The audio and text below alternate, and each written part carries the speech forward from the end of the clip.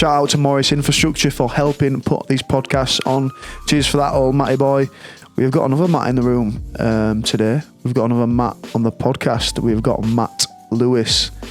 He best known probably from starring as Neville Longbottom from Harry Potter, a little known production, but he also is more known to me as being a big Rhinos fan and a brilliant guy because I met him in 2012 after the grand final, Leeds Rhinos grand final in 2012. We had a little bit of a drink together, met each other for the first time, and had a relationship after that. We did a bit of a Mantality video interview with him when we first launched back in 2016, went down to London and had a good chat with him there. But I think this one stepped up a level, got really deep, spoke about the purpose of man, we spoke about existence, we spoke about the universe, but we also spoke about Matt's profession, you know, how his attitude towards acting has changed over the past, 25 years that he's been acting, and also how he frames himself towards acting, but how it's changed, what it is to be an actor now for him, what he has to be conscious of as an adult now, as a human being really operating in the world, because he had a lot of fame, a lot of adulation from Harry Potter, but what is the next step for Matt? Matt spoke a lot about how he uses mindset now, and also what he is conscious of, what he's got to be conscious of to operate as a human being, but also in his profession and how that's actually changed. Hope you enjoy the podcast. Let us know what you think. Do give us a 5-star review. There's been people slow to give us reviews lately on the old Mantality podcast, Apple iTunes platform. Do give us a review on there. Let us know what you think via Instagram, Twitter, or any other social media platform, Facebook. Share it on Instagram, tag us, and we'll keep this party going. Have a look at MantalityApparel.com. We launched that last month. Been going really, really well. The Cultivate collection is going really well. A lot of meaning and depth towards that. You can find the story behind that as well, and understand why we're doing it, what the purpose is. Cheers for listening, guys. Hope you enjoy the pod.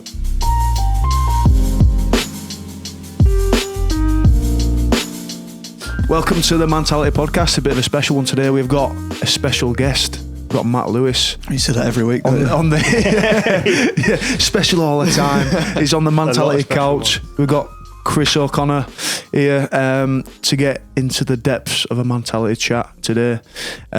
Really excited to have you, Matt. It's been a long time coming to get him on the Mantality podcast.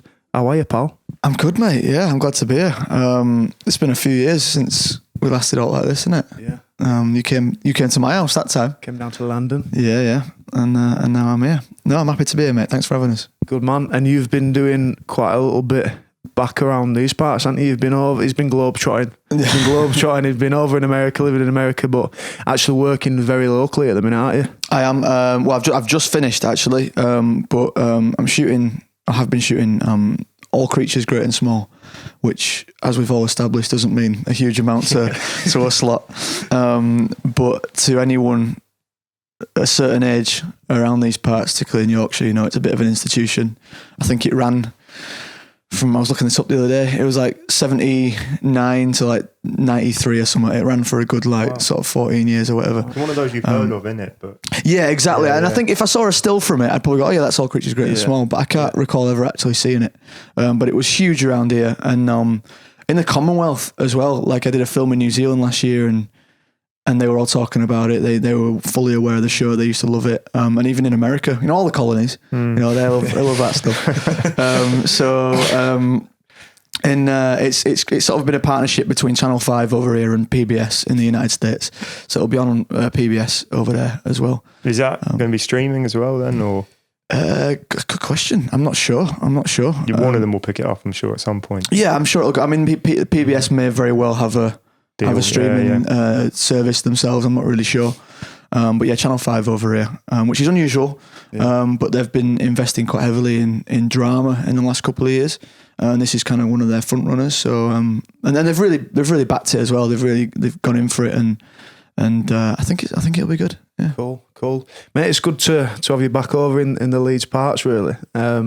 Just for context for listeners or people watching, I've known Matt since about 2012, innit, Matt, I reckon, around that Give or date. take, yeah, around that time. And the first time we properly had a good go of it was after the 2012 grand final. Was that when you'd done your shoulder? I'd done my shoulder. I was skinny, a skinny 18-year-old. Probably should not be allowed to have been playing. Really, when I'm looking back at the size of me, really, I was. I want a fully grown man as of yet. But I remember bigger than me. Maybe a similar size to you now. Yeah, right. We'd gone on a night out, hadn't we? And I can't remember where it was actually in town. But we'd had a good go of it, and Elvino did flow. Elvino did flow. It certainly did. Well, I'd been annoyed because a bouncer hadn't let you in. Well, at least. Oh yeah. Well, he wouldn't let you go in when all your mates had gone in because he said always join the back of the queue. And I said, What? I'll join the back of the queue. He's just won a grand final. All right, he's just won. Look at him and his little sling. Look at him. And the guy went, "In you go."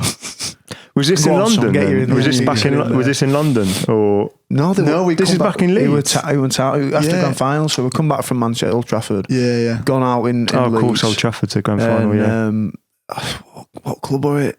Go on, Oceania. Tiger. Tiger. That's it. Yeah. Unbelievable. I'm sure we did a Tiger down in London as well. Yeah, we did. Yeah. That was a little less. That didn't go down quite as well as it did in Leeds. He's just won a final. Yeah, they're not quite as impressed. He's won a final. Rugby what? Heard of any final going Rugby on? league. I also think we'd lost it. He's just lost the final. Well, they were. That's into that. It's not as easy, is it? Yeah. It's not as easy. So we've got Matt Lewis back in Leeds for a bit. He's been living in LA for a while. You're Florida now, aren't you? Living in Florida? Yes, mate. Yeah, I was in LA for 2 years. Now back in Florida now, where my wife's from. Yeah, so we've got him for a bit, and I guess it's a good opportunity to get to know what you've been up to. We'll have to, I guess, cut into you as a young man as well. That plays a massive part in the whole story, doesn't it? Yeah. As probably a lot of people know, listening and watching, Matt played Neville Longbottom in Harry Potter from the age of, it must have been... I started 11, I think, 10 or 11. Yeah, 10 or 11 up till 21. 21. Right. Yeah, 2021. Wow. 10 years, So give like or your take. whole kind of teenage years. Yeah, my entire high school at least. Yeah, and then and a bit of fake university where I lived in a student house around here, actually just over there. Acting university or... Well, all my mates all went to uni. I didn't, so I was working, but I wanted to have the experience. pretend So like you I just had moved done. in So I the lived student with them. house. Yeah. Nice. That's class. Yeah. That is the best bit of uni. So you kind of skip the shit stuff. Yeah. It was. I mean, it was awful.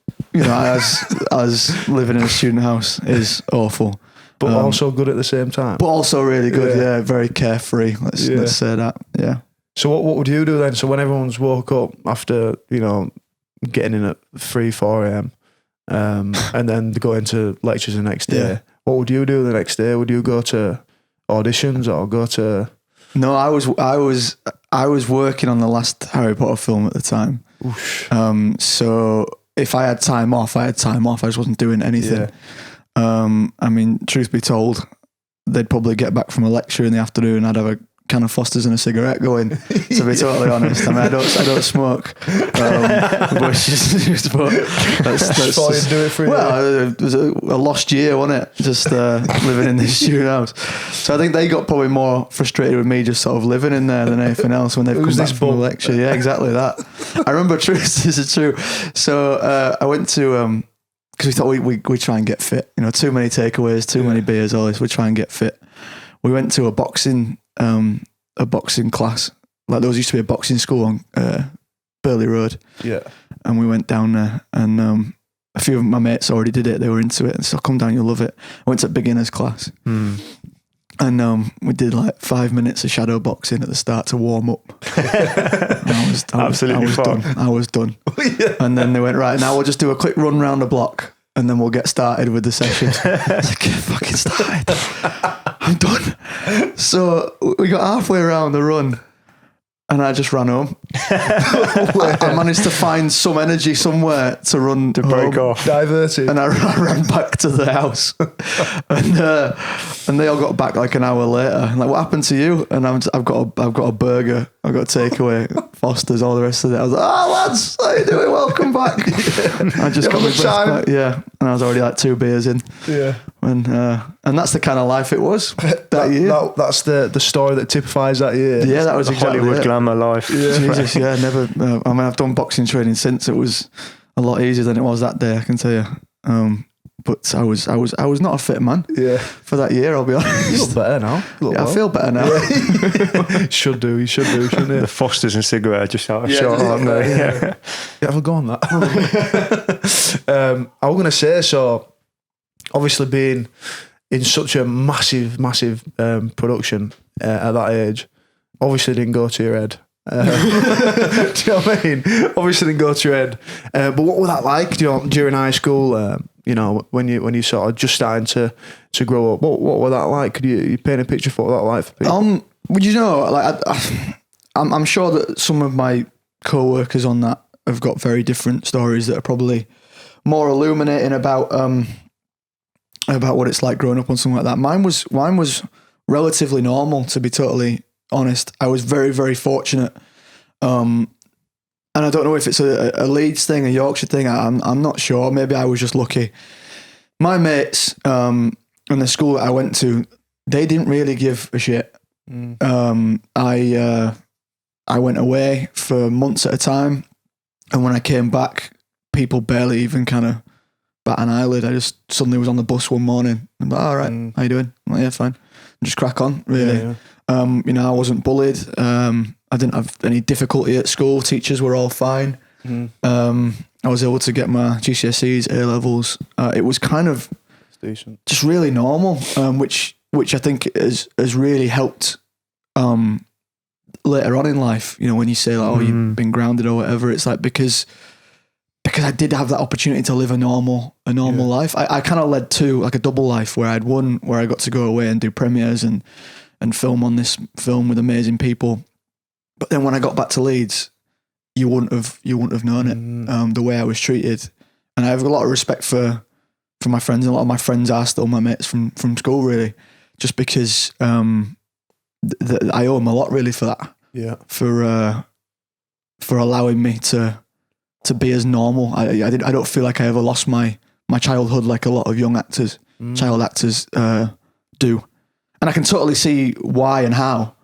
And I don't, I won't sit here and say, oh God, they always complain. It's actually fine. It's not for a lot of them, most of them. I just got lucky, I think. So I imagine that's probably, you had that sort of process continuously going, school and doing your GCSEs, still knocking about with your childhood mates. That probably kept you grounded, didn't it? Yeah, completely. And I guess I was kind of, I was a character that was at the time unrecognisable enough that I could go about my business on the whole. It wasn't difficult to leave the house to go shopping anywhere. So I never really, when I came back to Leeds, it was like an escape. I didn't feel famous or whatever. And so that was that really helped in many ways, because I think that those formative years, when you're trying to find out who you are and what you want to do and all the rest of it, if you don't have a level of freedom, like I never felt that I was, I've been acting since I was 5, but I never felt like I was tied into it. Like throughout my whole sort of high school, like I dabbled with other ideas that I might have done. I could do that. I might do that. I never felt locked in. And it wasn't until I got older that I started to more appreciate it as a career. That I went, actually, this is what I want to do. But I never felt like I was compelled to do it. And I think a lot of child actors kind of they don't have a childhood. They don't have those years where they're finding themselves. They are an actor and that's them. And they don't get to experiment. They don't get to play around. And particularly when you're engaging in an adult environment from such a young age. Like if you take a Macaulay Culkin, for example, everyone around him on that movie, or all of his movies, were adults. Yeah. And the crew as well, you've got to think, hundreds of crew that he's interacting with every day that are all adults. whether we had the benefit of that we were all kids going through it at the same time. And so even when we were at work, although the crew were all adults and we were doing an adult job, it was like still being at school because we were surrounded by other kids our age. So we still had a childhood. And I'm sure some psychologists would want to delve into that, but I think that played a big part. Yeah, that's really interesting. I was going to bring up Macaulay Culkin because obviously he's had a it's a classic example, isn't it? Yeah, someone whose childhood was just robbed. Yeah, and imagine because he's had the label of being an actor, and that's the whole journey that he's had, and not much else really because he's been tied up doing it a lot of the time. He's probably not had that sort of experience growing up, or like you say, to figure out stuff, like try different things, and he probably did get to a point, I imagine, where he went, oh, well, I've been doing this all my life. Yeah.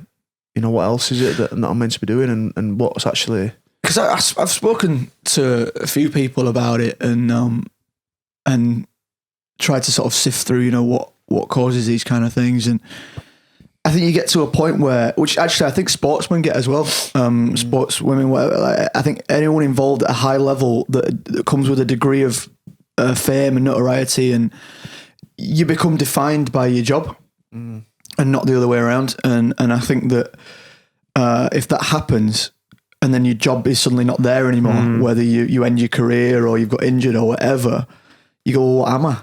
Because you've got nothing else to you, or at least in your head, you've got nothing else to you. And you can't see the wood for the trees. You know, you could have relationships, you could have really strong bonds with your other half or your friends or your family, and yet all you see is, well, I'm not doing the job that people know me for, that I'm famous for, and if I can't do that, what am I? Yeah. And you can definitely get a sense of a lack of worth, I think, and so it's really important to have just something else. Did you're quite perceptive about it all now. At the time, did you have any people who were giving you did the crew or your family or friends, was there anyone like thinking about, okay, this could have some long-term effects, or was it just basically having a completely normal life here probably was that in itself? Yeah, I think like I said, I think I just got lucky. Yeah. I just fell into a good situation. They weren't giving you like counselling or anything like that, or no. And I people say to me, so why is it you are all so grounded? How come none of you have gone off the rails? And this is just from me in later years trying to go, it's a good question, I don't really know. And I've tried to piece it together, and I think that's kind of, and I've spoken to psychologists, I've spoken to therapists and stuff, you know, and we've sort of gone, God, that probably is why, and we've just tried to piece, because no one knows, do they? Trying to piece it together, and I guess we just got lucky. When did you realise how big it was going to be? Because obviously you auditioned for it, right? And yeah, so it's Queen's Hotel in Leeds. Oh, really? Open audition, and they had them nationwide across the country, and I think there was something about like 40,000 or something over the period of casting nationwide for any role, you know, everything. And I was in a queue there. There must have been over 1,000 people. I was like number 700 or something in the queue. And probably only in there for 10 seconds when we finally got in. And just thought nothing of it. But even that, you know, you see all the people auditioning, you see on the news, it was like a big news item and stuff. It still didn't quite sink in, because when you're 10 years old, everything's very local, isn't it? You think, oh, it's on calendar, or, you know, you don't think of it as being this nationwide thing. And then to think outside of Great Britain, that's a whole, it's the alien concept. I mean, I didn't go on holiday until I was like 7 years old. I went to Malta, and I was like, oh, this is the most amazing thing. We've been on a plane, we've gone somewhere else. So that was my only experience of ever leaving the country. And that was only because my brother was doing Emmerdale at the time, could afford to take us, you know. Yeah. And so that was all I knew. And I think probably the first time that I thought this is a bit different was when we went to the studio to meet Chris Columbus, and it was all Americans, and I'd not met Americans before, really. And so this was a new thing, of people with different accents, and these are kind of the ones that you see on TV in Hollywood and all this kind of stuff, but still very much in England. And I think maybe the first premiere when I got out of the car and there was all the people on the red carpet screaming, shouting, and they were shouting Matthew instead of Neville, which confused me because I thought, they might know my character, but they don't know who I am. And no one had seen the film at that point, so I just couldn't quite get my head around that, and I thought, maybe this is something else. But still at 11, like I never thought that in years to come that I'd be doing premieres in Sydney and New York and all stuff like that. I mean, it's not. I mean, even now it's a bit mental to think about. Parts of obscure rural parts of China that have seen the film and just like, how? Yeah. What? Yeah. I meet kids that have been born long after the film's finished. Never mind like when we started. You just never. It's hard to quantify that kind of stuff. You don't think of it until it's right in front of you, and you go, "Shit, that's weird." Is it strange being recognised in like China and stuff? Is that, I imagine that's sort of like. Yeah, I mean, like I've been to Japan quite a few times. Yeah, and Japan's an amazing place. But I've been either on my own or when I was 15, I went with my parents for work, and it can be quite a lonely place in terms of. Have you seen Lost in Translation? With Bill Murray? Yeah. So that film really captures it very well, and I think if you've been there and you've been through that and you watch that film, it takes on a whole new meaning. Because I think like when. It's great, by the way. I'm not. I think I'd love to go back again. Yeah. But it's when you go to Europe, or South America or wherever, where the basis is Latin, Spanish, English, French, whatever. You can get by. All the words look similar. They use the same alphabet. You're all right. And you go to Japan, and it's just like at one level, it's a sensory overload because everything's just like bright and just like coming at you. And the second. You can't understand any of it. It's just like, that's true. That's true. So it's all just a bit crazy, and it's not. You go out in the street and you just at a complete loss of where to eat, where to go, what to do. You just got to kind of stumble around. Yeah.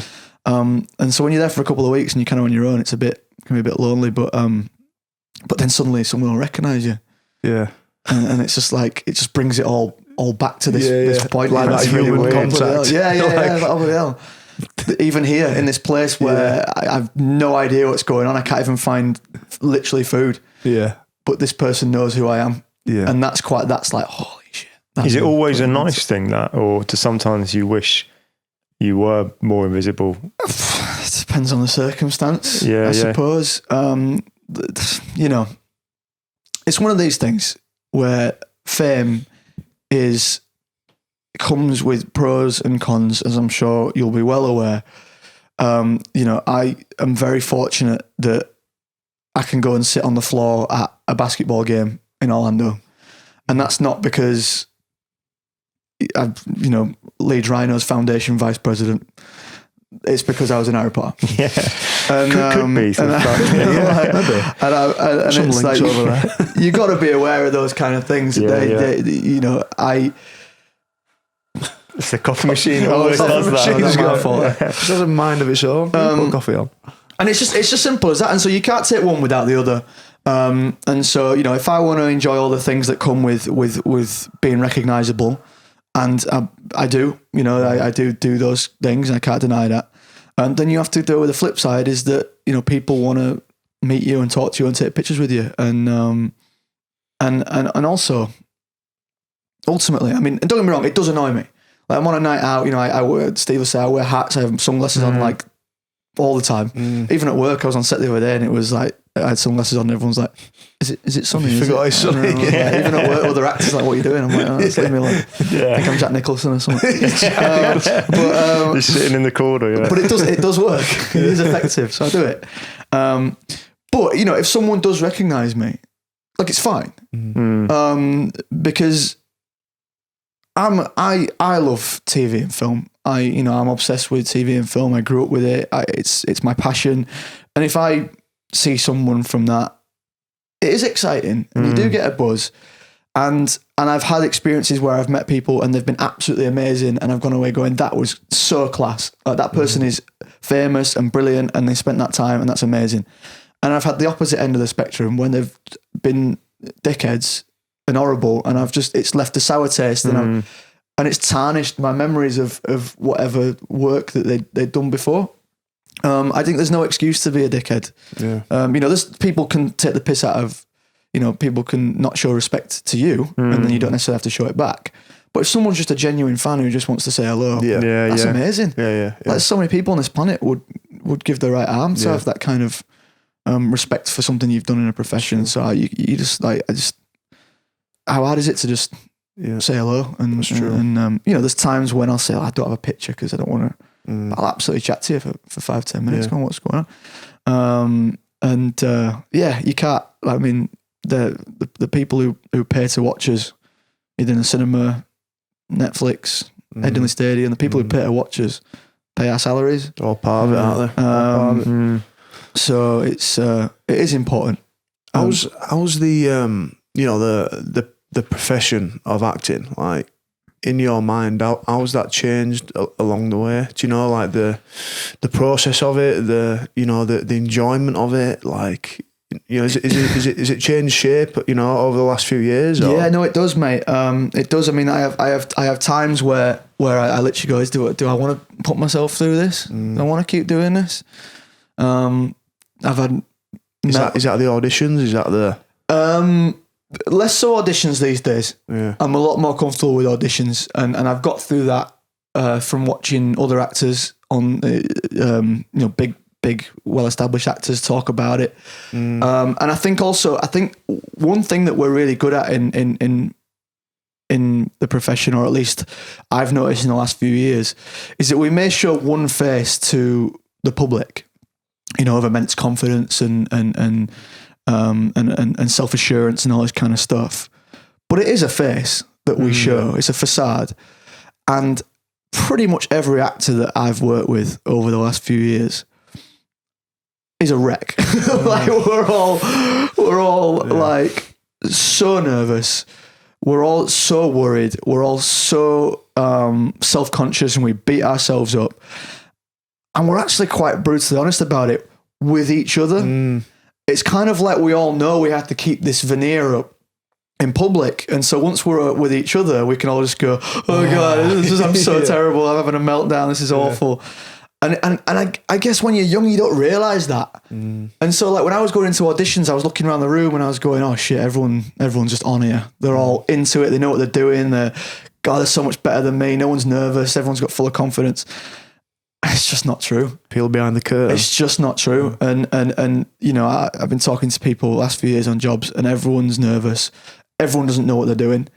Everyone's just trying to make it up as they go along. And you can be as prepared as you want, and and I think that gives you a level of confidence, or at least a look of confidence. But truthfully, everyone is just making it up. And it's really reassuring to meet other actors and all saying the same thing. Yeah. And I think that in recent years has allowed me to relax and just say, well, we're all just trying to make it through here. Yeah. So when I go into a casting room and I see other people, like, he's shitting himself. I know he is, because I am. Yeah. And it's like, and it does help. But in terms of, like, do I want to keep doing it and stuff? It's just that it's putting yourself on display, really. Plays. Multiple meltdowns doing plays, of which I can tell you about if you want to hear about them. Well, Stevie fancies himself a bit of a theatre actor now. So. Yeah. Well, I mean, I send you the video, don't I, mate? It is incredible. I mean, you'll both know there's no feeling quite like it, but it only comes from that immense level of stress and pressure, and then coming out the other side of that. If you don't have that, then the end result isn't as satisfying. I mean, it's a good metaphor for life sometimes. Completely, you've got to go through the struggle. Yeah, absolutely. But then times I go, I could just be sitting at home playing PlayStation. Do I really want to go through this struggle? Yeah. You get a couple of weeks into rehearsal and you can't even read anymore. Never mind formulate a character, and you go, I've got to put this on stage in 2 weeks, or I could just quit and go home. Like, why am I doing this to myself? That is a struggle. You've got to go through it, though, haven't you? You do. You've got a struggle, haven't you? And then in terms of, like, obviously with my profession, there's a level of aesthetic that you have to be aware of. You have to look certain ways, or at least even if you don't, you feel compelled to, because there's always that fear. If you don't, is that what people are going to talk about? You know, if you put on a few pounds, is that going to be the talk of it? And that's a constant kind of battle that you pretend not to be having. I don't give a shit about that. I don't care about that. Must have been, but you do. Did that change? Because social media wasn't the thing it is now when you first started on Harry Potter. When did that kind of outside world really coming into? Because I guess you guys are all going into, you know, puberty and teenhood during it. And did social media coming around that time, like as this big? I don't think it did, you know. I think we probably just missed it. Because imagine that now. Like, yeah. I mean, I signed up for Twitter in 2009. Okay. So I was 20. So I think we just kind of missed it. Yeah, yeah. And truthfully, I think that if we'd had the social media impact that we have now, particularly Twitter, because Twitter's a cesspit. It's my favourite one in terms of it's a medium that I use the most. Yeah, yeah. But it's the one I hate the most as well. Like it's both, isn't it? It's vile. Yeah, yeah. And I think if we'd had that when we were going through those formative years, I think we might have had a very different outcome. More negative. I think that it could have potentially fucked us up a bit more.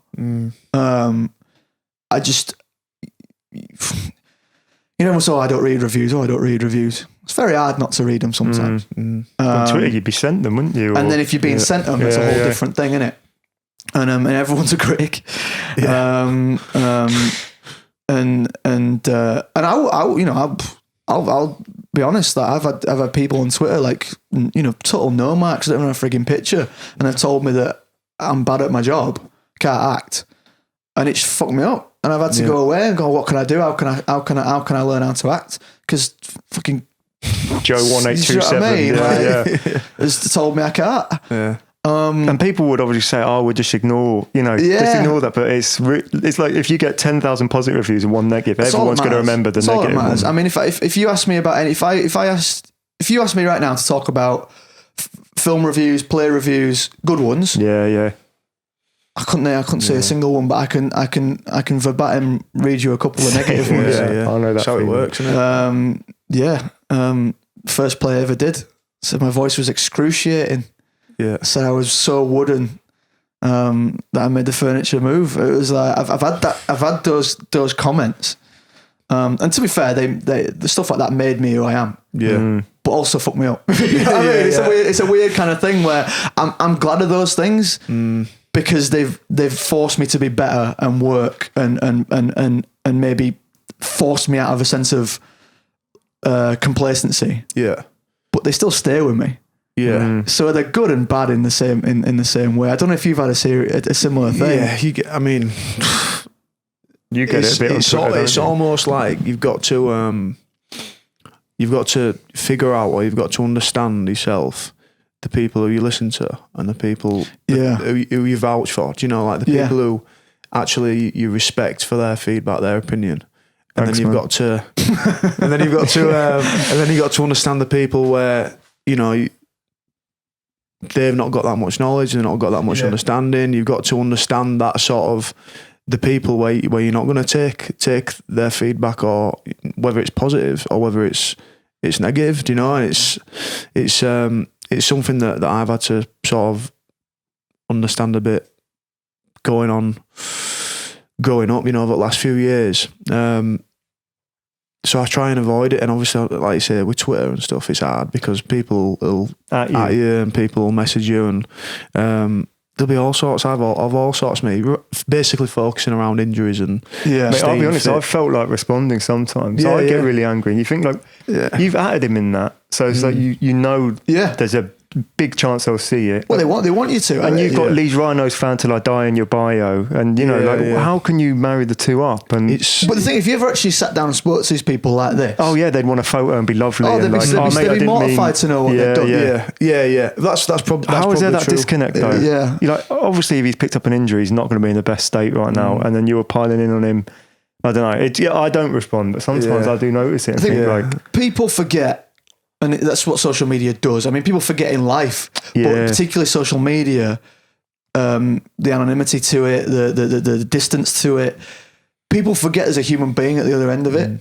And particularly with sport and acting, it's like these faceless people who you'll never... God, I'll never go to the pub with Stevie Ward. I'll never hang out with him. He's just the guy I watch in rugby from the terrace. He's not a human being. He's a mannequin wearing a Rhinos shirt. Yeah. You know what I mean? And I think also because we're professionals in our fields, and we put that veneer of confidence and self-assuredness out there, particularly as a sportsman as well. Like you have to, you can't let the other team know that you're not confident. Feel like you've got this kind of this balls. Imagine that in a press conference. How are you feeling about the game? Well, they're really good actually. I'm really nervous. I think they'll beat us. So you have to put that thing up, and so most people go, "Well, he can take it. He can handle it. He don't bother him. It's water off a duck's back. I can say whatever I want to him." It's like, no, he's a fucking person who's trying to do a job for you, by the way, for you to come and watch.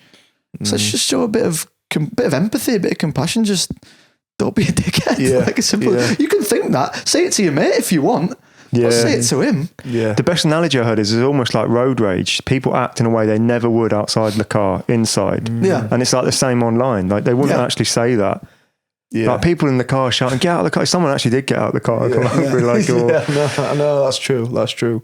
But it's I think it's a lot of work. Like you say, it's a lot of work to understand yourself and know yourself. But you've got like a catalogue of of stuff that you'll have done in the past.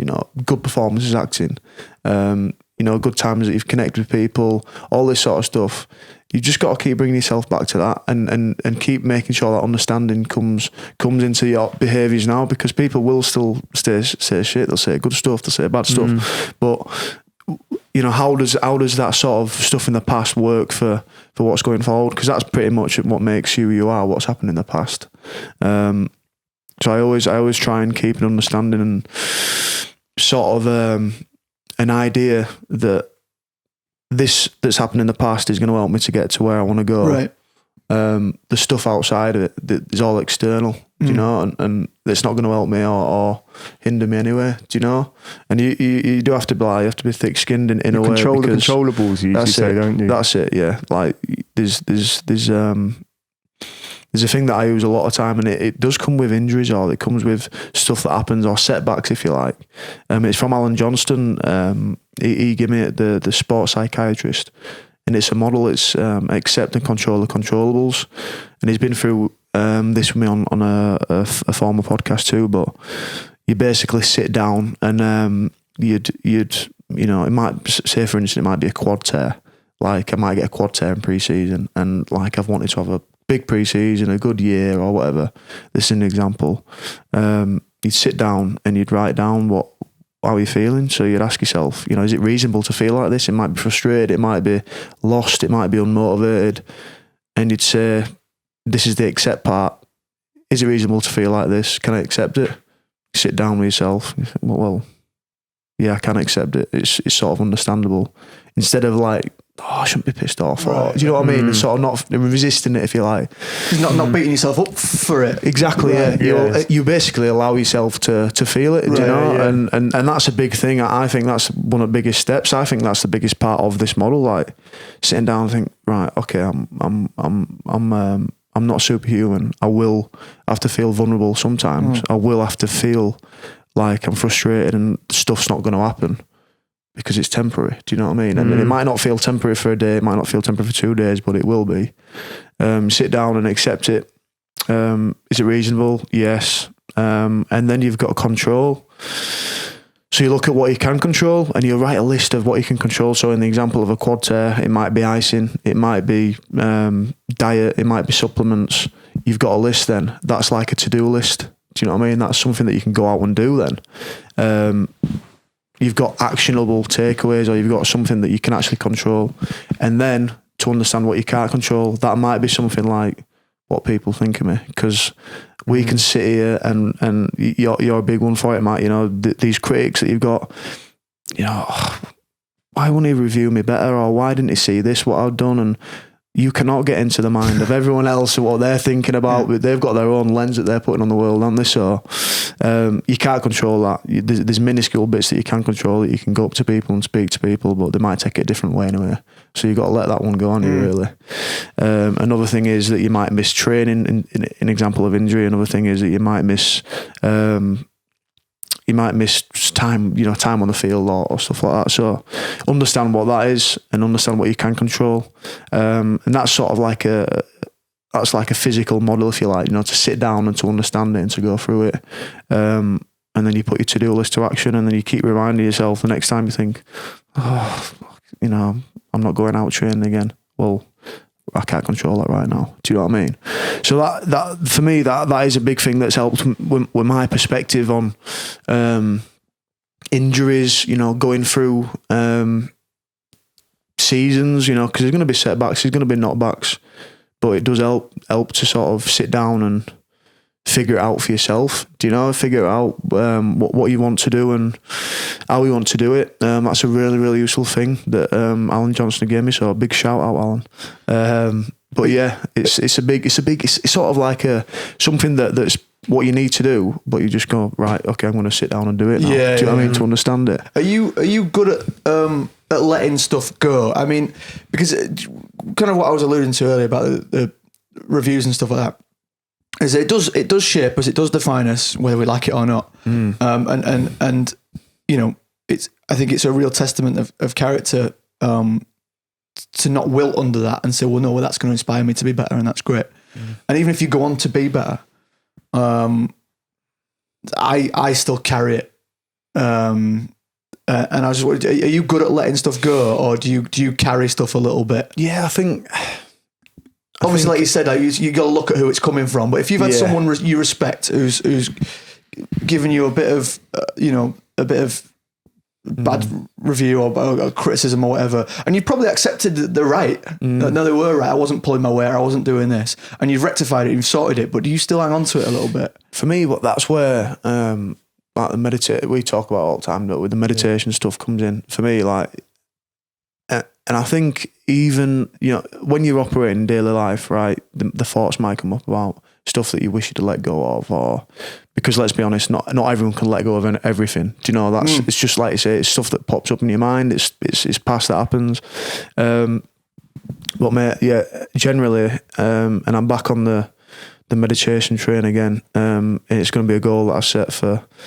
What's the number, T? What we're going to do? 3,650. 3,650 minutes of meditation I want to do this year, because I know how beneficial it is. So that works out at 10 minutes a day. I'll obviously go over some and miss some days.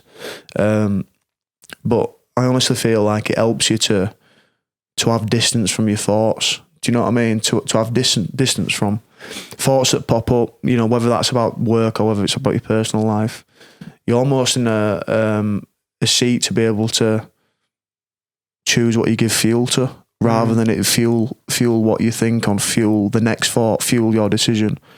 I feel like it gives you a little bit more space, and you can be sort of non-judgmentally aware of what's going on in your head, rather than being hostage to it. Do you know what I mean? So that's why I think that comes in for me.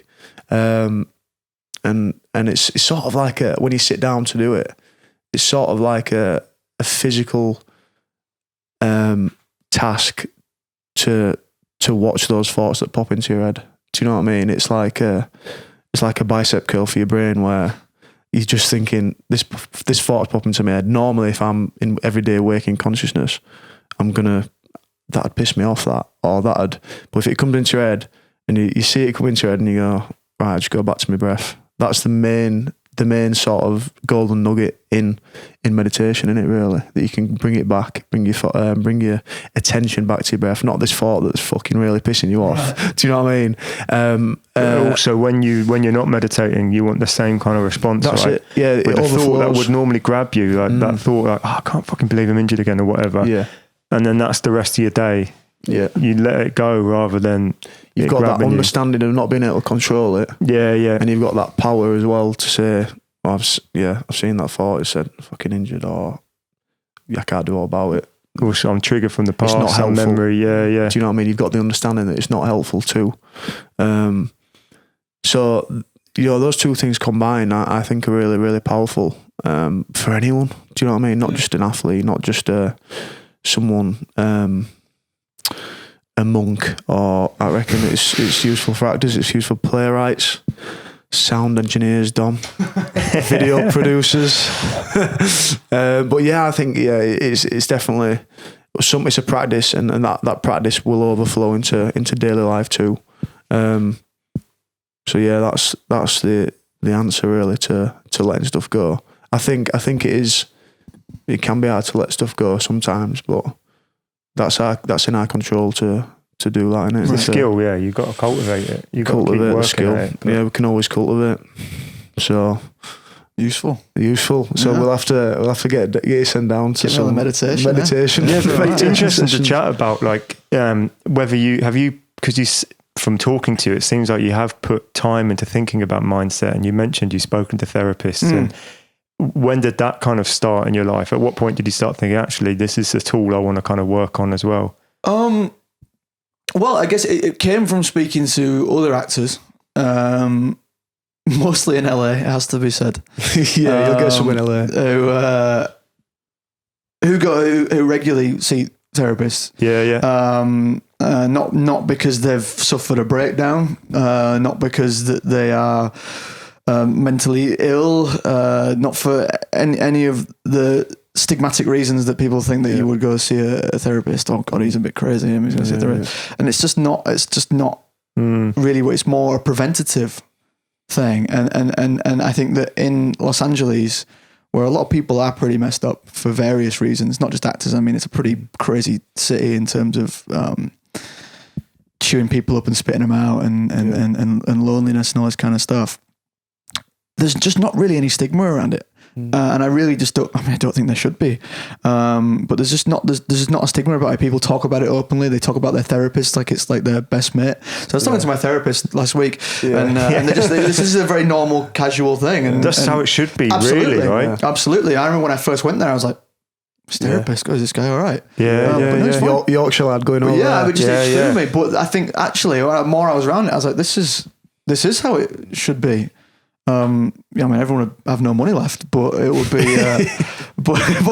So I thought about it, and I have kind of just casually a couple of times seen them, and it can be useful sometimes just to focus thoughts, because with me, what I kind of, and again, like I can't possibly sit here and say, woe is me, my life, oh God, it's so stressful, so terrible. It's not. I'm a very lucky, fortunate man. Yep.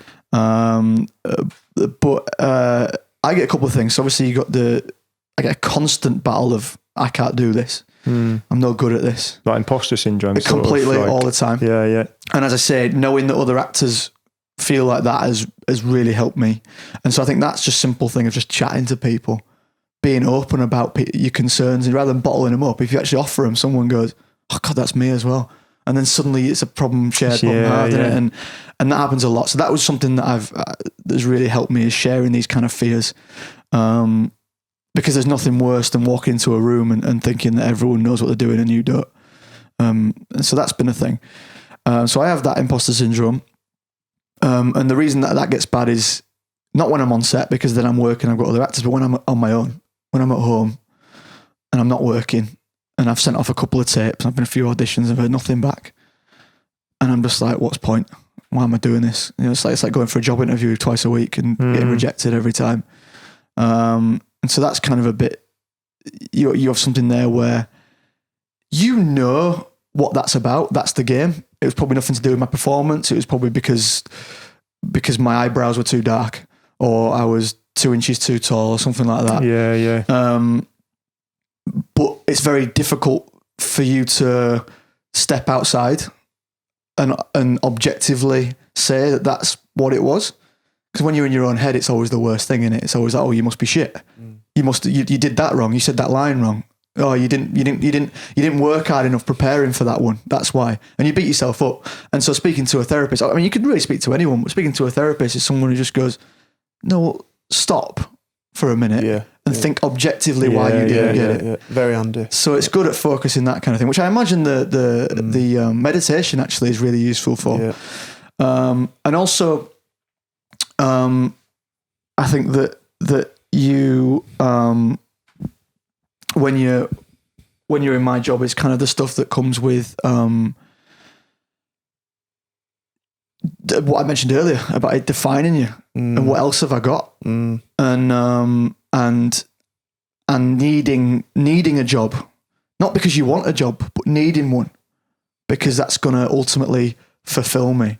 And it's short term, isn't it? Yeah. It's short term boost, isn't it? Because what happens is when you finish the job, like I'm going to get, when I go back, I'm going to get a post-work blues, which every actor will tell you about, which is like you finish, you're like, great, I'm finished, I'm free, I can drink, I can eat. And then Monday. And then you go, oh, well, now I'm not working anymore. Yeah. And I miss my friends I was working with. It's daytime TV. Yeah, I was getting up at a set time and I go to work and I knew what I was doing and I felt like, and again, this is a thing that, it happens to men and women, but men have this thing where we have to be doing stuff. We have to have meaning to our life. Yeah. We have to be earning money for the family and all that kind of stuff. And then when you wake up and you go, I've got no meaning.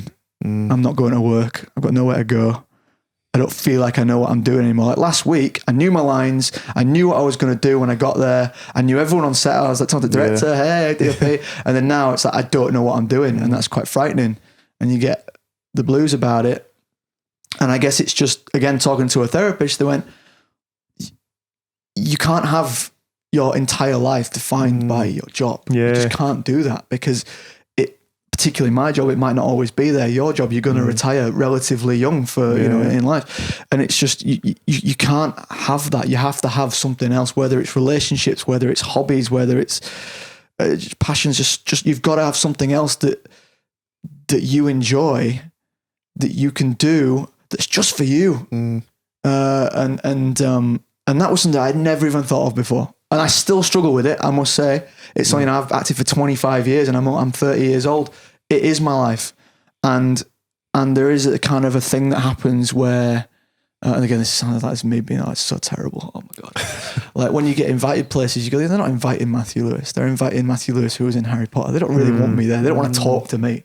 They don't want me around a table talking about, the PlayStation games I've been playing lately. They don't want to know my political opinions. Yeah. They want to talk about Harry Potter. Yeah. Are you still chatting to all the actors? That's what they want to ask about. Yeah.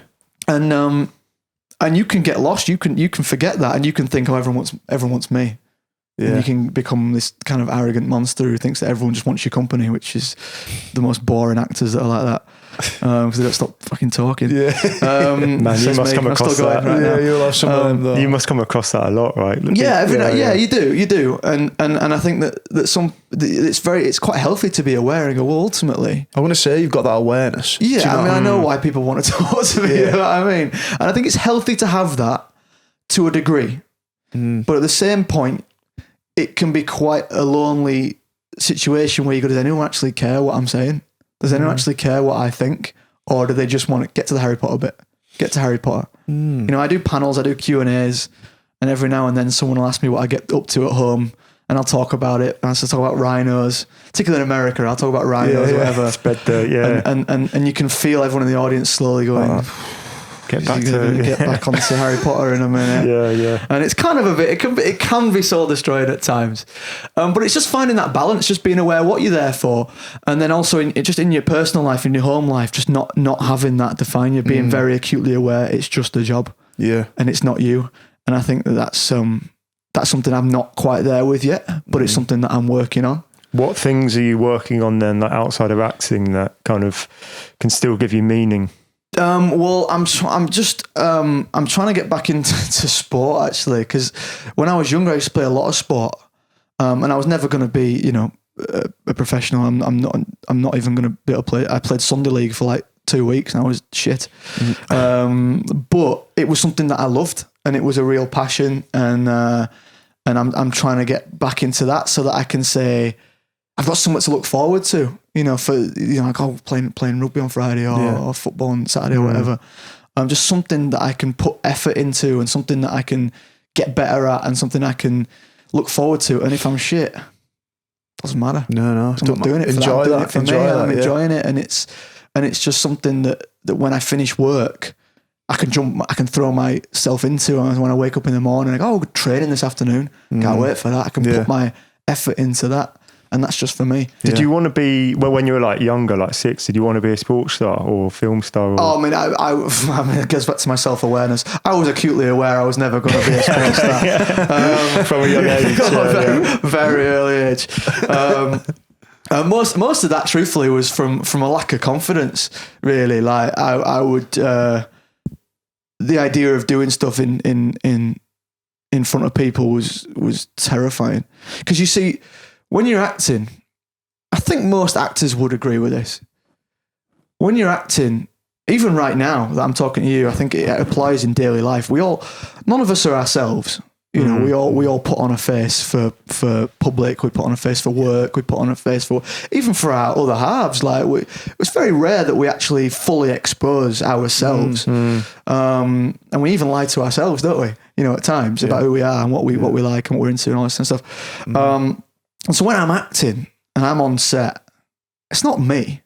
You know, I'm the character or whatever, and it helps me to, you know, the lines I'm saying at Matthew Lewis saying those lines, so I can do funny accents and I can do stuff, and I don't have any self-conscious thoughts about it.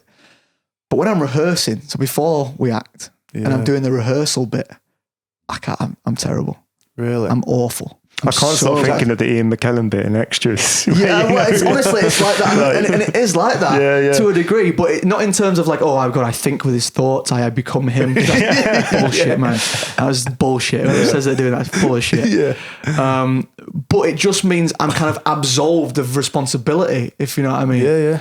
And I do it when I'm doing this. I do it when I'm doing public speaking. When I go out and do public speaking, my best mate Nick says it's called publicity, Matt. You know, I become a character that I have created. That's interesting. And so he can say stuff and he can take the hits. He can take all that. He can embarrass himself and do it. No, that's not me. That's publicity, Matt. That. But when I'm rehearsing, I've all those fears, all the self-doubt, all that comes in. I can't do my accent anymore. I don't know what I'm doing. I just go to pieces and I've got no commitment. I don't believe myself. I don't buy into it. Because it's like you're behind closed doors, aren't you? You're progressing into that character. Yeah, this is me like offering tentatively to the director, is this kind of what you want? I don't know. Yeah. But as soon as he says action and it's a shot, it's like, I'm fucking doing it. Yeah. And then when they say cut and he goes, that wasn't really that, I was like, yeah, fine, I'll do it this way. It's like, it's someone else. It's hard to explain it really. But it's someone else doing it. It's like an out-of-body experience almost. And I don't feel self-conscious about it. But when it's sport, well, that's me, innit? Yeah. There's no hiding from that. I've not quite perfected Matthew Lewis the footballer character yet. Yeah. Matthew Lewis the rugby player character yet. I'm working on them. But that's me. So if I fuck up there, that's just embarrassing. That's me being shit. And that's crippling for me. Really hard work. I get in my head so much with sport. And I genuinely don't know how you do it. I don't know how you go out there. I mean, obviously it helps if you're good. It helps if you've got the raw ability. And I guess the same thing, you've put the effort in, you put the rehearsal in, you put the training and all that kind of stuff. But no, I wanted to go to rugby in Florida to do rugby touch and pass on a Sunday. It's like touch and pass, like what? It's like co-ed, it's beginners, whatever. And even then I'm like, yeah, but if I go and I'm shit, that's so embarrassing. You see, you just got to get like the best thing about it. Or the best performance I've ever had is just being in the moment. Right. That ability to get in the moment. And sometimes you might not get in it. Sometimes you might be like second guessing stuff. But when you're in the moment and you like the best things that happen, you don't even know you've done it. It's committing. I think a big part of life, plunging yourself into committing. It. Yeah. And it's what they teach at drama school, and it's something that I've had to learn later on in life. And it happens like, for example, you know, you go to a nightclub and your girlfriend wants to dance or whatever. Oh, I don't really fucking dance. It's embarrassing. I don't want to dance. I find that massively. Right. So it's not my thing. The person. So my girlfriend's an actor and his girlfriend's a dancer. Yeah. I hate it. I absolutely hate dancing. My wife, like, she tries to get me to dance and all this, and I need beers. I will build myself up going, I'm going to have at least a few here before everyone ends up on the dance floor. Because if you go and do it, you're half in, you're half out, you look uncomfortable, you're not sure about like everyone's looking at you. Or if you just go, I'm fucking committed. I don't care if I look stupid. You won't look stupid. because you've committed. I don't know. What if you go like full Brent though? You know, and everyone starts stopping. Do you know what? I'm telling you, if you commit to something, right, people just won't, they'll just think, God, I wish I had his confidence. Because he's going for it. I used to see blokes when I was like 18, 19, going nightclubs, see guys like dancing, and they were dancing like twats. Invariably, but they didn't care. They'd get the girl at the end because it's that confidence that you just go, he just didn't give a shit. He didn't give a shit. I wish I didn't give a shit like him. I know, I'll just stay at the bar with my pals and like this. Yeah. And it's like committing is such a huge part of life. And they teach it at drama school because it's like, if you half tell a joke quietly, no one hears it. And then someone else will say it 2 minutes later and get all the laughs and you go, I fucking said that first. But I didn't back myself. Yeah. And it's the same with performance. And it's different on stage, but that's what the rehearsal room's for. But when you're doing film and TV, if you feel something, back yourself, commit to it. And if it's shit, it's shit, innit? So what? Cut, go again. But if you commit and it's fucking brilliant, you've really got something there. Why can't you have that in sport, that same attitude? No, completely. So you're absolutely right. You're absolutely right. And I was interested in hearing what Steve just said then about getting in the zone and committing. Because then you're not thinking, you're just doing. And I think that's something that I could probably work on in life. Because I tried a few years back to become a bit of a yes man. I decided to just say yes to a lot of stuff. Like normally, like I'm quite lazy, and when I'm sitting around the house and someone would call up and say, "Do you want to go on a night out?" I go, I can't really bother right now. I have to get ready, and might just sit and watch this film, get a pizza or whatever. Yeah. And then I went through, when I lived in London for like 2 years, I went through this period of just saying yes to everything. And I ended up going on the most crazy, like amazing situations would happen. Like nights would roll into, like we carried it on in LA. We went on this night out. What happened was it now? It was pretty wild, but we'd gone to a pub quiz or something. No, sorry. No, that's right. No, we'd been out to watch the England game. And we got really drunk, and then it was like, I felt like I had to go home, and my mate was like, would you want to go do a pub quiz? And I was like, yeah, okay, we'll do that. We'll do a pub quiz. So we went on this pub quiz. We ended up getting a taxi to the wrong place. Yeah. Other side of town. We're in West Hollywood when we were supposed to be on the beach, west side. Yeah. So we were doing the pub quiz because it started. We thought the pub quiz wasn't even on. It was meant to be in Santa Monica. We're in the wrong bar. We thought, should we just go home? No, let's just carry on. Carry on. We carried on. We had a couple of drinks, and then randomly, my mate texted me and said, "Are you out in Hollywood tonight?" He's English. Are you out in Hollywood? I went, we are. We're not meant to be, but we are. Yeah. He's like, come over to the Abbey. So we went to a bar called the Abbey, and he was in there, and it was a guy called Jed who's in a band called the Struts. I don't know if you heard of them. Brilliant band. They're really big in America. They're not as huge over here, inexplicably, because they're brilliant. And his missus in Little Mix.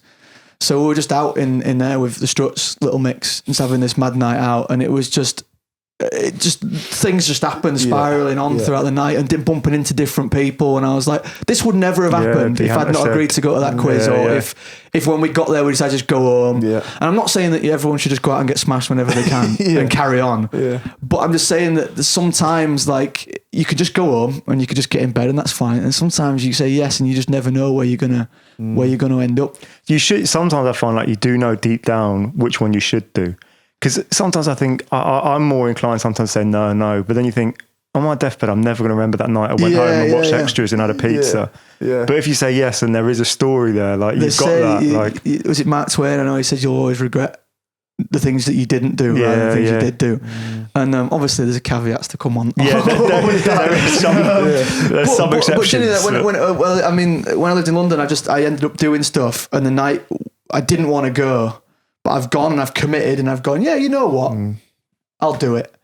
And it's ended up rolling into experiences, and I've met people that I never would have met you if I'd not done that. It does add a bit of magic to it though. You know, when you've got that sort of mindset, you're like, right, I'm going to just go with it here. I'm just going to see what happens, roll with a punch, see what happens of the night. And then because you've had that mindset, like you're looking for those sort of special moments, and when something happens, you're like, "Fuck, that wouldn't have happened if I didn't commit to it or go along with it."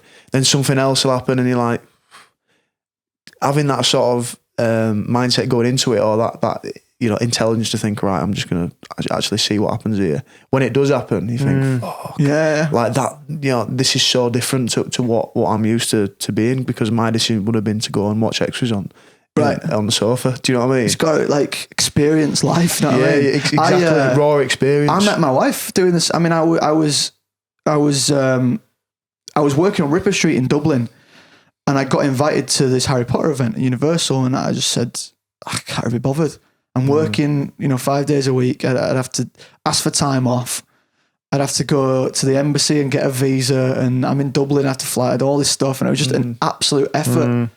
That's really, honestly, frankly, can't be bothered. I just went on my weekend. I want to go home. And an agent was like, "No, that'd be really good. And you'll have a visa then for the US." And I was like, "Well, that's okay. You're right." So I did it, and I did all this effort, and I was pretty pissed off with it. Even flying out there, I was like, I can't be bothered with this. And then I met my wife. Wow. And So it's one of those moments you could easily... I did not want to go. Yeah. We've all got those moments, isn't it? We're like, God, if I just didn't go to that meeting or do that, then everything's different. Yeah. And That's obviously, crazy. this is the film Yes Man, and it doesn't end up particularly great when you do yes to everything. Yeah. But I think there's certainly opportunities where we can shy away from things. And it's probably because we're shy. Or because we're quite introverted, and we're like, well, if I go out, I have to entertain, and I have to be extra, and I can't be bothered. But truthfully, that experience in life and meeting people, even if you don't particularly get on with the people, at least you've experienced it and you know it, and you're like, right, I did that. They're off the list in future. Do you know what I mean? It's just like, it's all about just experiencing stuff. Yeah. And I think that that we can become quite insular at times.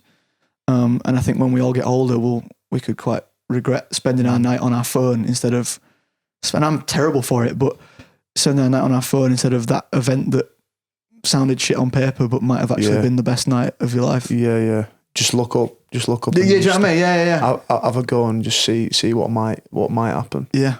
Yeah, this is going to come with some caveats as well, but it's one of the reasons why, because I don't drink that much, but I always, some of my friends who've given up alcohol, and I always sometimes think, oh yeah, there's loads of health benefits to that. But some of those nights you're talking about that I've had have always been facilitated by having a few beers. Yeah. But it's like, I'm not saying everyone go out and get drunk all the time, you'll have fun, because the flip side of that is if you're always looking to escape and you're always looking to get drunk, then that's a negative. I think that in itself is a question around the idea of Dutch courage. Yeah. Of which I certainly need in a lot of situations. But I think that's one thing that I can definitely work on, is having that confidence in myself, in my own chat. That I can do it without sometimes it'll be like a placebo, won't it? Like, I need one here, and then you're having one. You're like, because I've got one in my hand. I'm like, you don't need it. There's got to be a craft ale called Placebo. Right? It's such a good name. Yeah. It's 0%. Do you know? I think it's a comfort blanket. For me, I find it a comfort blanket, because when I'm having a conversation with someone and I've got a beer in my hand and I run out of things to say, well, then I can have a sip of my beer then and let them talk for a bit or think of something that I'm going to say next. And it's like, and I think it's just a bit of a comfort blanket that if you took it away, it's the same situation, it's the same silence where I think, but I don't have it anymore. And I'm panicking now. And then now, because I'm panicking, I can't think of what to say. Yeah, it does. Physically having that it's in your hand. Something about it definitely. that just gives you a bit of... I'm going to have a drink, a few drinks. I think that the optimum relationship is to choose to have a few drinks to like enhance a good situation. You're not running away from everything, not using it for confidence. It's like, oh, this is fun. Glass of wine, a few beers would make it fun, that sort of thing. Like, But is that something on set, like, as an actor? Do you know, like, have you noticed people... Like, obviously, you see it in Hollywood, you see it on films where people, like, they get smashed on set. Like, they're having a few drinks because, like, I need to be in this sort of zone, or I need to be this sort of person to do it. Or I don't drink at work. I don't drink while I'm working. But that's mostly for an aesthetic thing, because beers make my face look fat. Do you mean like even in the evenings and stuff? I won't drink for when I'm working. And people do. I mean, it's not. I'm quite an alien thing doing that. Most people have a drink after work or whatever, particularly after plays. The culture of play drinking, like. But do I know? Honestly, I wouldn't. I wouldn't be able to tell you. I mean, I'm sure people probably do. Yeah. I mean, I've heard many stories about people who have turned up to work pretty sozzled. I've never encountered it myself, but I know it does happen. I mean, I've tried it before, not at work, not when I'm being paid, but before an audition, like I've had a gin and tonic thinking that doesn't help. Really? It doesn't help. Because it's a bit, it's like being in a room of sober people when you're drunk and thinking, I'm making a tit of myself here. Wipes it out. I'm talking too much, I'm embarrassing myself. Like when you tried to pretend to your parents you haven't had a drink and you talk loads. I get in my own head again and I'm going, they all know you're drunk. They all know you are. Yeah. Whereas it's like, what would be great if I could have some gin and then all casting directors have some gin as well. So you're all in the and same then we level. can all do it. That's what That'd you be want. Great. You want to get the casting director pissed. Then I'd be great. Class. Then I'd be really good. Yeah. But no, I can't do it when I'm working. I just, it's counterproductive for me. Yeah. Because I think what it is, well, that idea of me like committing and having a character playing it, once I drink, it becomes me again. And then I just get cross-wired and get a bit messed up. I mean, did you see all the Jim Carrey stuff? What he'd come out with the last couple of years? I've seen a couple of them. What's your thoughts to that? Like, 'cause I mean, some of the stuff we talk about there, you know, like publicity, Matt, and you know that it's a crossover, isn't it? So in a way, yeah. But obviously, he's gone, you know, to the universe. Yeah, he's sort of talking about the existence of matter and Was he doing that for a role, or was he actually? No, I think he's actually gone quite far. Pretty spiritual. Pretty spiritual. Which, but the thing is, the premise of what he's talking about in terms of there's some truth in that. There is. It's all bullshit. You know, he's not wrong, is he? Really? I mean, it is all. You know, we put far too much emphasis on care and things that don't really matter at the end of the day. But in the grand scheme of the universe, the tiny, minuscule little speck of dust that the Earth is in this huge, massive universe, you know, me, if I was to go and win an Oscar tomorrow, what does it gives a shit? Like in the big scheme of things, for that moment in time, it might mean something, but in 200 years even, no one's going to give a shit about that. They only matter to us at that, you know, in this little tiny little moment. And we're so mortal, and we live, 70 years average. It's like, it doesn't matter, does it? And humans walk around like, this is the most important thing ever. We wind ourselves up about stuff. I think that's what he was kind of hinting at, which I guess when you're worth millions of dollars, you can take that kind of opinion on life, can't you? I know. That's one thing that he says. I think he said, I only wish that everyone had the chance to become rich and more famous than they could ever imagine, so that they know that that's not the answer. Well, but then people go, but he is rich and famous. It's all right him saying it. It's all right him saying it. That's the point. That's it. That I think is what he was kind of talking about. But you know, we're all just over-evolved apes, aren't we? So we all want what we don't have. Yes. Reminds me, we did a pod. Was it yesterday or 2 days ago? 2 days ago with a guy called Neil Werner, who's got motor neuron disease, and he's basically, he was given 18 months maximum, and he's now 5 years in. He can still talk, he can walk as well, and he's got 2 PhDs, and he was basically talking about how his mindset has completely shifted into what really does matter now. Now, he said he used to get so wound up before this, and now he says, now I really realise what matters, and this is a real positive thing of having a terminal illness. And he was saying, you know, he says one of the things I think is I could have been, you know, the angry man I was before, and I could be hit by a bus, and I've never told people I love them. I've had an argument with them, and now he says I always tell my family. Every day is amazing. It's precious, and obviously you'll know, being a Rhinos fan, with the news Rob's got recently, it just immediately shifts into perspective what really matters sometimes. That was powerful, wasn't it? Yeah. It's still reeling from it, to be honest. Like we didn't do it as a normal podcast. We didn't do all the setup.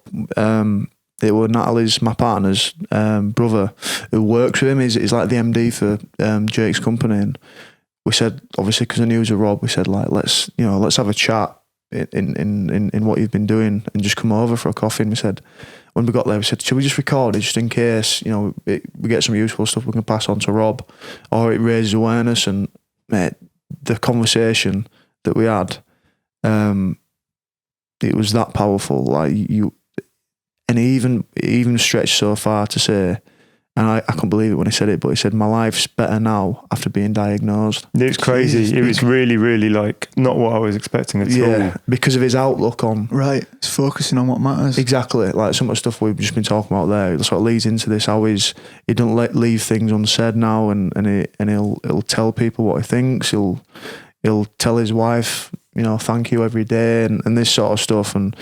But obviously underneath that, he's got an underlying purpose where he's looking for a cure for MND, and he's got a full list what he's give us, what I've passed on to Rob, of supplements, stuff that he does that can reverse the effects, or if anything, slow down at least, slow down the effects. And it was almost like sitting and speaking to someone who just like, he's had it thrown at him, he's had everything thrown at him, one of the worst things that you can be thrown at you.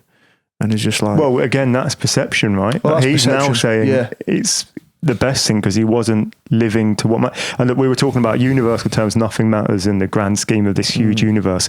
But even within our own lives, so many things we think matter actually don't. And he's now been given that like shift, which was quite like special. So I was like, I wish we could have that perspective kind of all the time. So which I do try and work on, and meditation does help with that. But so I've cut you off. You get caught up, don't you? You get caught up in the everyday things, like, and that's something that Aldous Huxley talks about in Dawes Perception. We're getting deep now, but it talks about the sort of the mind that you'll have every day, and that's like, right, what have I got to do for breakfast? What have I got to do to work? What have I got to worry about for 2 p.m? That's the sort of the everyday working consciousness. But when I was sat speaking to him, and on that podcast, and Neil were just talking, it was just like he wasn't even like fussed about that sort of stuff anymore. He was just like, I know what I love, I know this is what I mean, this is my purpose.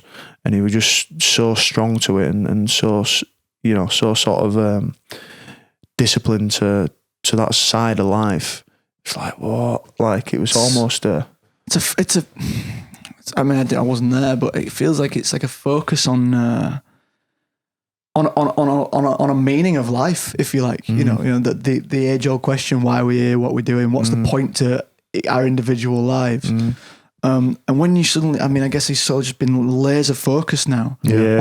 On looking after his family, letting his family know that he loves them, and fighting. That's exactly his be all and end all right now. And so now he's got a focus, he's got a meaning, and then everything else just... And appreciating melts every away. little thing. He's like, because I said, how's your day? And he said, the first thing he said was, every day's amazing.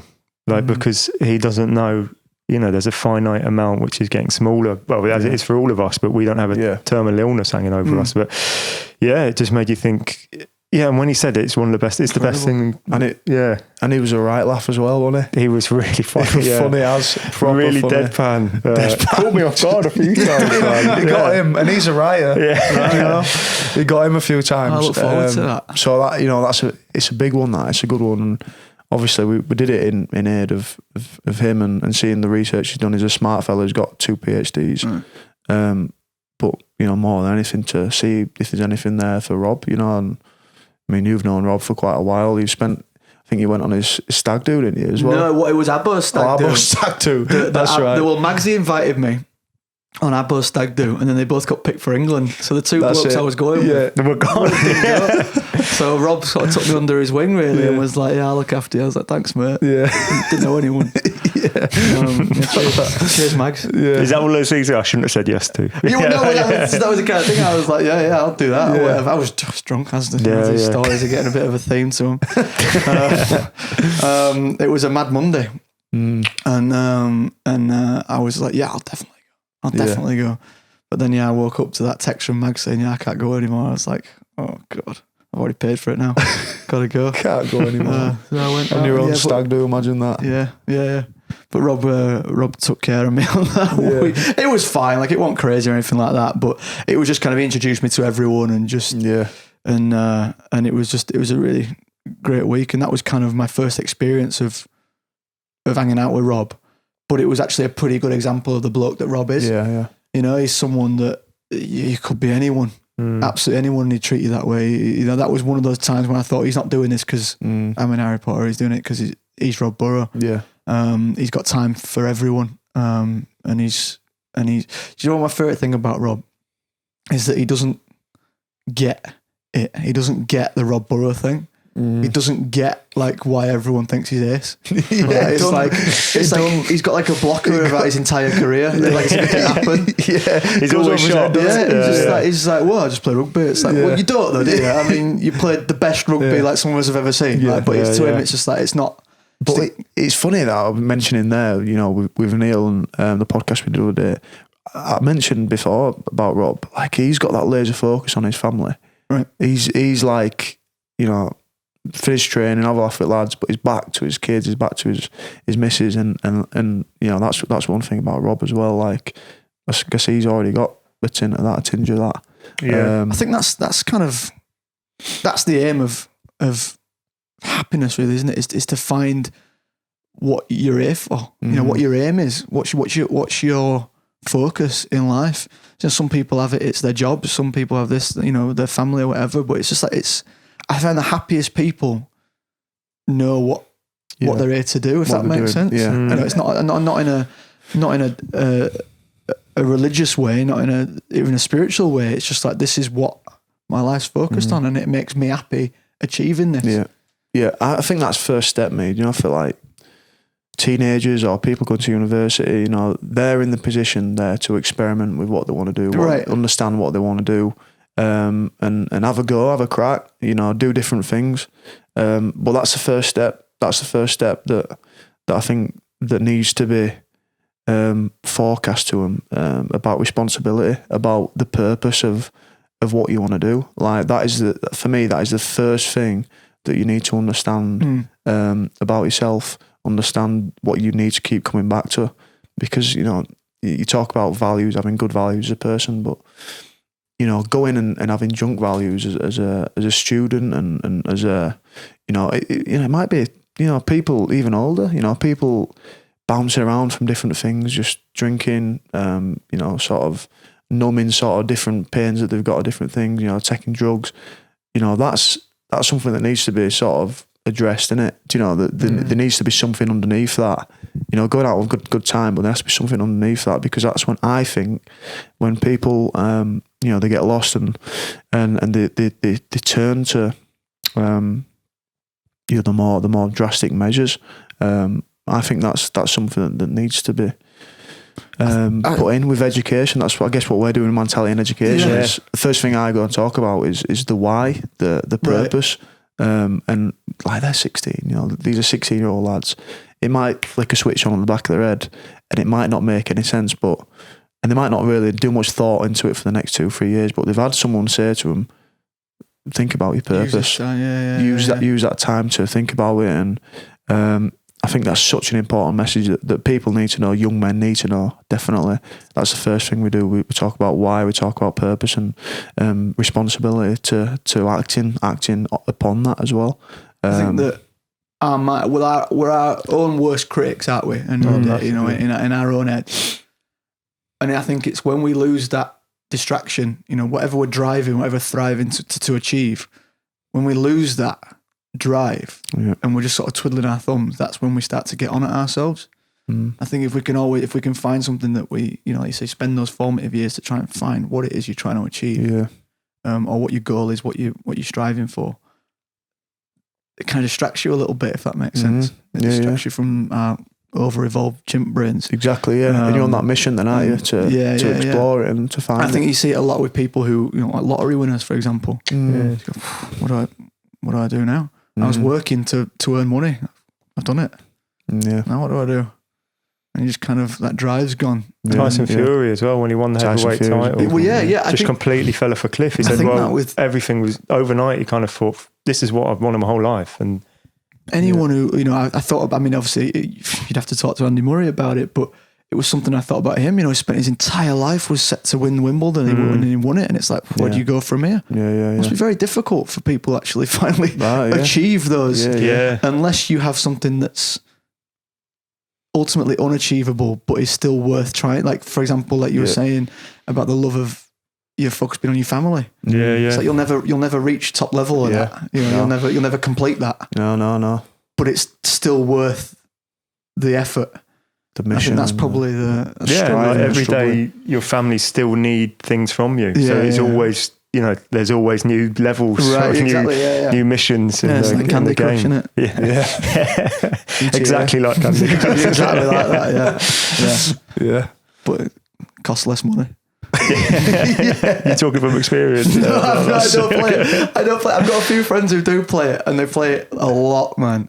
Do they? Yeah, man. Was it 69p nowadays? I've got a mate who plays it now, yeah. Yeah, I got mates on Facebook trying to send them lives or something. I used to get, is that right? It's like one of those.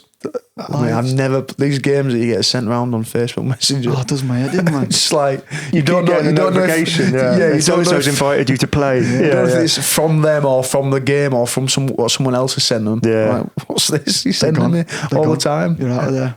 Yeah. No, no 3 strikes and now you're gone. You're out.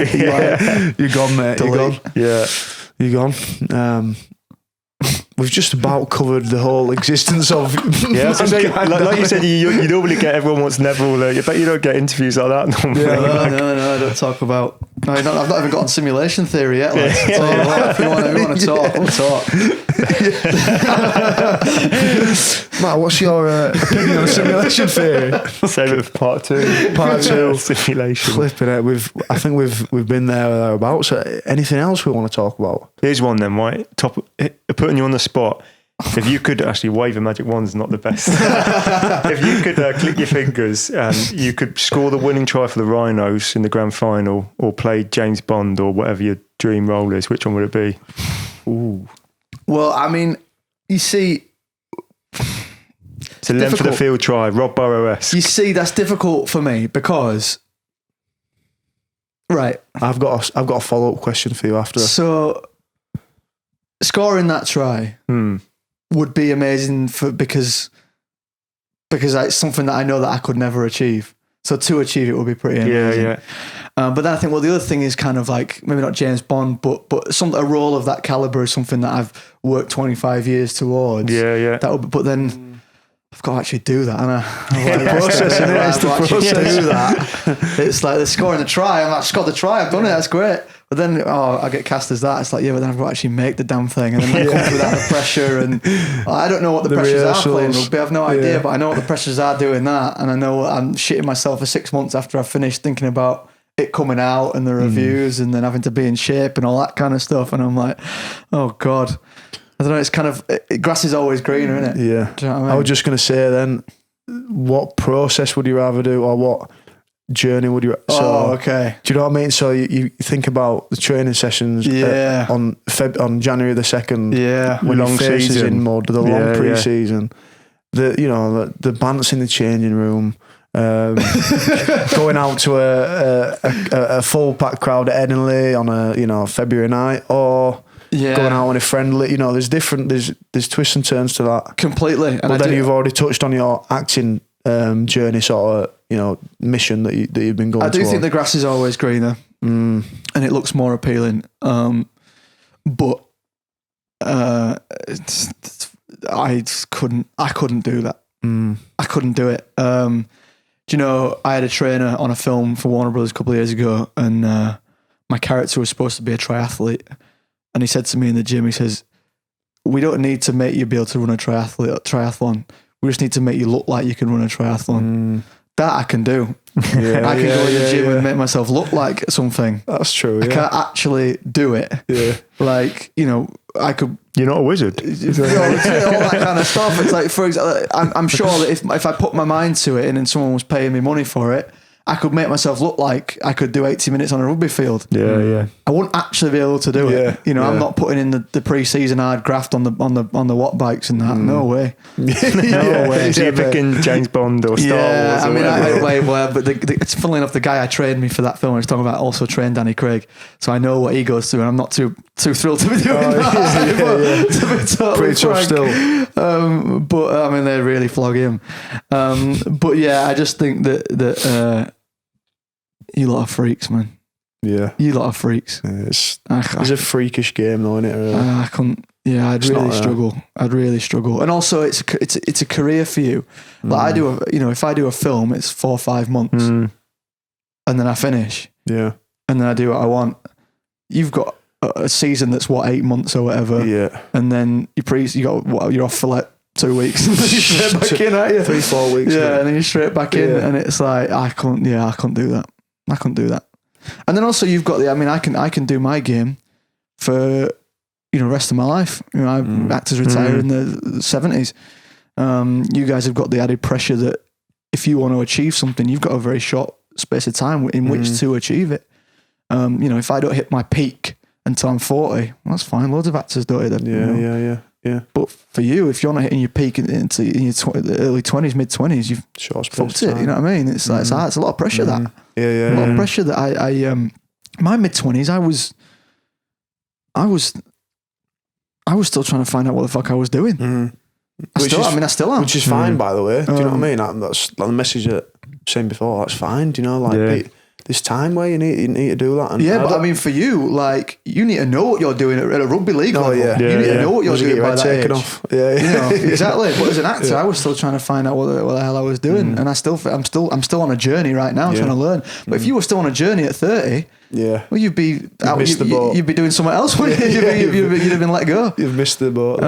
So you don't have that freedom to explore as much as I do in my game, and that comes with the privilege of being Harry Potter, and that will open doors for me. And I get to play. I'm fortunate enough that I get to learn on the big screen, which not a lot of actors get to do. So I've got a very privileged. That's true. Yeah, privileged perspective. But. Class, Matt. That was a big chat, pal. big chat, to say the least. I didn't know where it'd end up. I knew we'd end up somewhere like that, but we went everywhere, didn't we? We went all over the place, didn't we? Literally, that was class. Everything. That was class. Really enjoyed that, mate. You're a legend. Good mate of mine. Glad to know you. Glad to have you back in Leeds for a little bit. I know you're going off and coming back again, but we'll have to catch up and watch some shit television. I reckon, mate. We'll come watch The Office or something. Yeah. We've got to watch it, haven't we, after that message you sent us. You love that, didn't you? Oh, it was great, that. That was absolutely wild. Was that a surreal moment when you watched it? Oh, because obviously you'd asked me about it, and I don't know. I'd sort of put some feelers out, but then nothing had come back.